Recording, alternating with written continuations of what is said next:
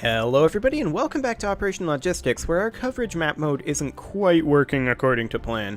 And I'm just going to go ahead and do that just for testing purposes.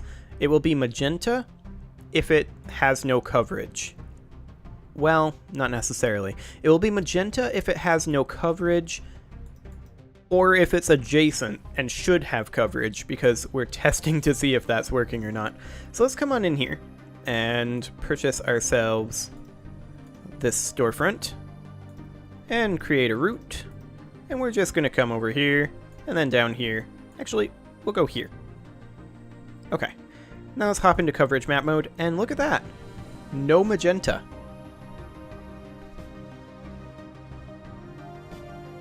Hang on, are we not actually calling it? I think we're not calling it.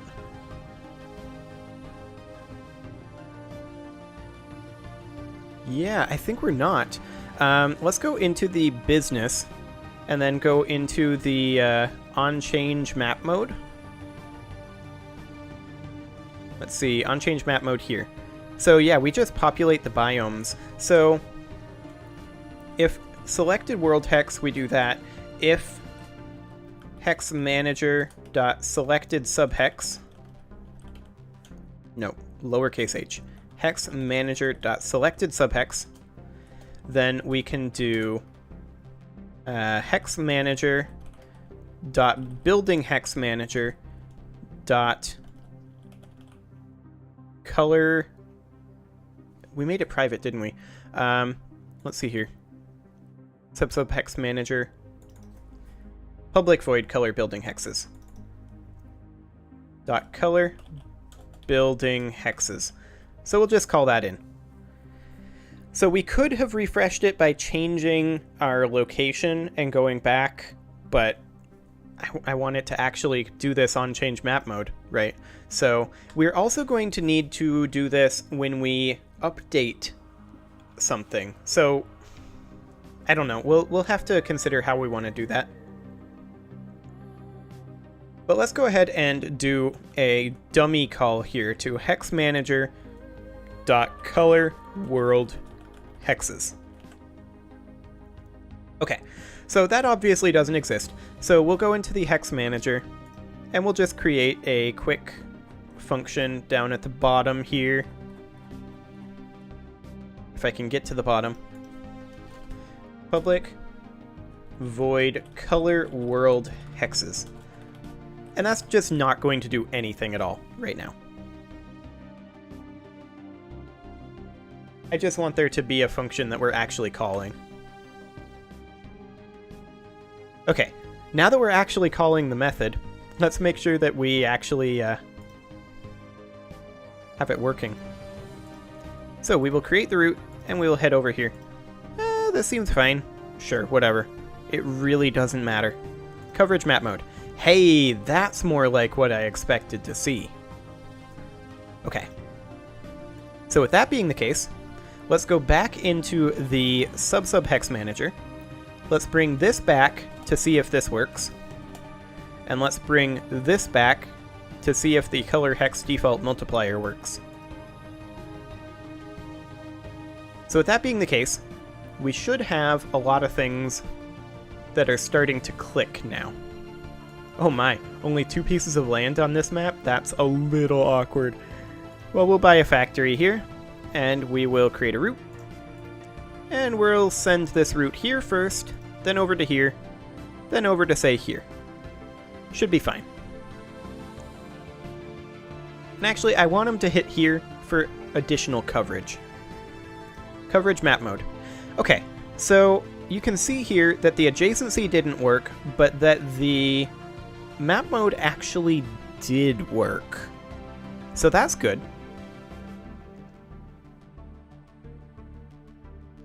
Okay.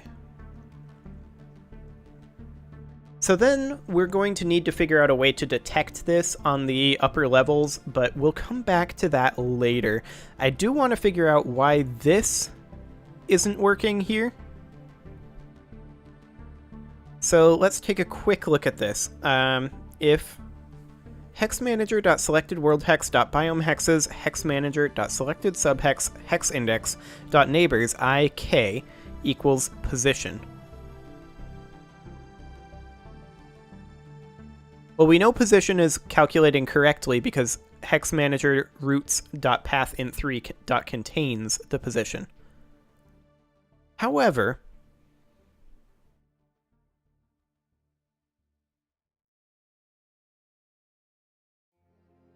let's think about this. Position here, neighbors IK. Yeah, this shouldn't work, and it doesn't. So I think the better way to do this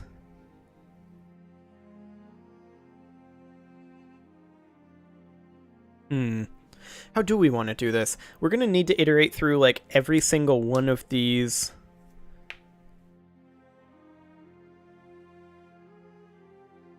So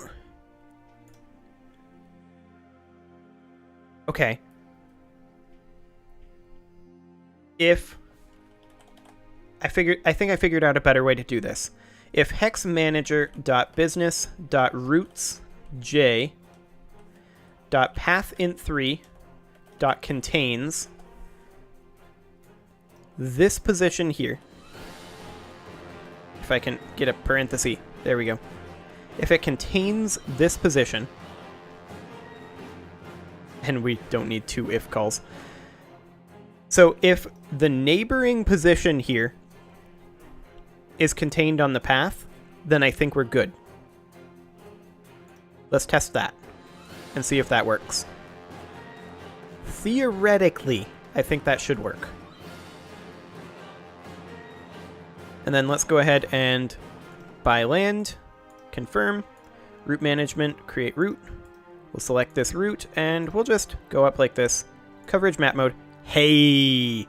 So we then drag this up here, and you can see coverage map mode doesn't update. We have to re-hit it to get it to update. But it is working, which is fantastic. Okay, so how are we going to do the update of the map mode? Well, we'll have to get to that at some point to be sure.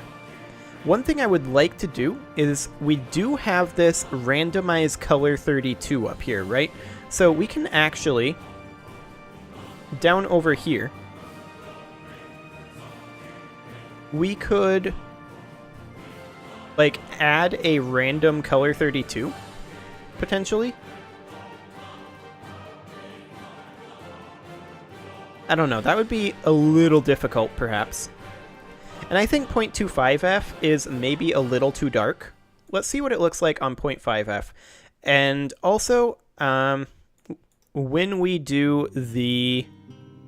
I do want to set this up so that when we do the waypoint, which is currently behind VLC. Go away, No, go away, VLC. Thank you. When we drag the waypoint and do update line, or rather in the route, actually, would probably be the better place to do this. When we do update path, after we do this, we should probably say if manager.business.currentMapMode equals mapmodes.coverage, we want to update this. So manager.business.onChangeMapMode. And that should just update it automatically. So let's test that.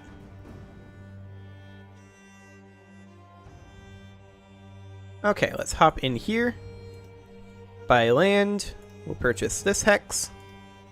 Create route. And we will take this route up over here. We'll head into coverage map mode. And what if we wanted to add over here? Look at that. Change our origination point? No. We shouldn't be able to do that realistically, but, well, maybe we should. And yeah, you can see that our coverage live updates. And it's nice and snappy too. I'm pretty happy with that. Okay, so the question then is, how do we pass this up? Because, I mean, we want to, for example, all of this is magenta. All of this should be magenta if we were actually doing anything with it, but we're in coverage map mode. So it should probably have some sort of a way to detect how many hexes are covered and scale the color based on the percentage of coverage, or something like that. It's going to be a little complicated to figure out, but I mean, we can go back into edit route mode and pull this guy all the way down over here. Hypothetically, what happens if we then come down here? Oh, look at that. The coverage remains.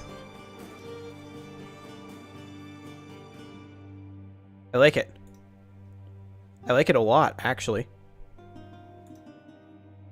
Then we go back to default map mode. And there we go. Look at that. Would we actually have the range to run that route? I don't know that we would, but we might. But regardless, that's looking pretty good. Like, that's pretty solid coverage. We don't have, like, these two cabins here, or this cabin, so we might realistically want to have, like, a stop over here. Let's go into edit route mode, select that route, have a stop here, and then we'd want to maybe head up to here, and then over to here, and then up, so that we can actually get all the coverage here that we need, because forests aren't going to generate packages. They might want packages right now. You might get paid to deliver packages to forests, but who knows. So yeah, I think that's a pretty good spot that we're in right now for the coverage map mode. I mean, we need to get the biome and the world hexes functioning on it. So the question is, how do we go about doing that? Well, like I was saying, I think the general concept is that we need to know how many hexes are covered within the hex. So the percentage of coverage of the biome hex would be how many building hexes are covered. Building hexes are all or nothing. They either are covered or they aren't. But biome hexes can have a percentage of coverage, right? And so can world hexes beyond that. So we need to know exactly how many biome hexes, or rather, exactly how many building hexes are covered within a biome hex. And we can do that with the same sort of code that we've got in our subhex manager. We're going to have to modify it probably to run based off of or rather our subhex manager. We're going to have to modify it probably to run off of the hex store, although maybe we won't. I actually don't think we will. So we would just iterate through everything in the biome hex, determine whether it has coverage or not, and then color that based on the amount of coverage. I am realizing that this is going to be a lot of work when we're back to a 50 by 50 map size. Like, realistically, this is going to be kind of extreme in changing the map modes. We'll have to see how that performance is. However, I think for right now, I'm going to go ahead and say that's good progress. And I'm going to put a cut in here, a little on the early side, but I think it's okay. So I'm going to go ahead and put a cut in here. Next episode, we're going to work on filtering this information up through the other hex levels. Subscribe for more, and I will see you all next time.